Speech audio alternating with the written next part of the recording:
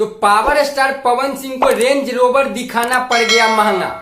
Vote मांगे तो हर पवन चुनाव प्रचार में इस तरीके का भोकाल दिखाना पड़ गया महंगा। बड़का भाई काकी चाची दादी बात, क्योंकि पावर स्टार पवन सिंह को 5 गाड़ी का परमिशन मिला था चुनाव प्रचार में रोड शो करने के लिए, और उनके पीछे पीछे सैकड़ों गाड़ी का लाइन लग गया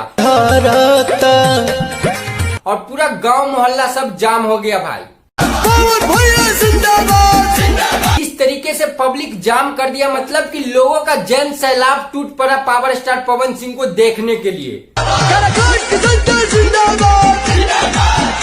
और इसीलिए उन पर आचार संहिता उल्लंघन करने का 5 जगह पर से 5 FIR हुआ है भाई। क्योंकि इस तरीके का भोकाल दिखाना और रेंज रोवर दिखाना पावर स्टार पवन सिंह को पड़ गया है भाई महंगा।